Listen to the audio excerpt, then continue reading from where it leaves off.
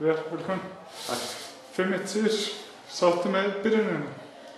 Já, ég get ekki verið ósáttur við þetta. Getum allavega fengið betri byrjun en að vinna 5-1. Þannig að ég bara mjög sáttur. Þið náðu að skora eiginlega upphafsmínútur leiksins. Það hlýtur að hjálpa alveg gríðarlega til. Það taldi rosalega mikið, ekki síst vegna þess að gaman að segja frá því að það mark af æfingasvæðinu síðan á æfingu í gær.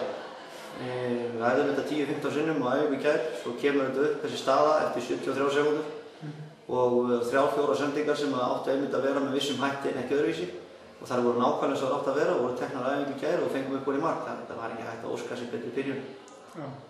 Þið svona náðu síðan í kjölfarskapinu nokkur hálffæri en síðan bara lokaðu mínútum fyrir hálfleiks, það virtist alltaf flóka til opnast. Hefur einhver skýring á því?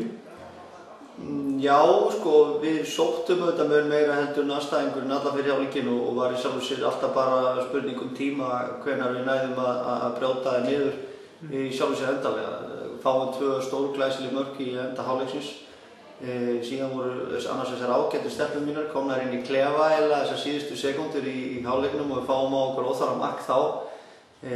Ekki til að stressa sig yfir í sjálfu sér, ef það mættum með sama hugafar inn í seinni hálfleik eins og fyrri þá var þetta kannski alveg spurning og þannig var eftir að missa síðan leikmenn út af í seinni hálfleik þá var þetta ákaflega auðveldur eftirleikur og spurning að halda haus og rúlla boltann á milli og klára leik.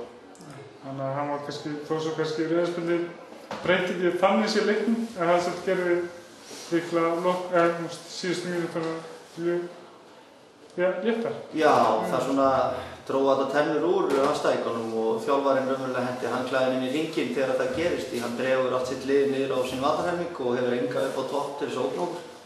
Þannig að þá gátum við rúlla boltanum á milli vartanlega séð nánast út hálfleikinn á þess að vera ógnað þannig að þetta var bara svona skildu verkefni að rúlla boltanum dálítið vel að sem eftirliði leiks og halda honum og reyna að skapa séns sem að það fara upp í gegnum kantana því það vörðust vel inn á miðsvæðinu með sína nýju útileikmenn á teiknum nánast.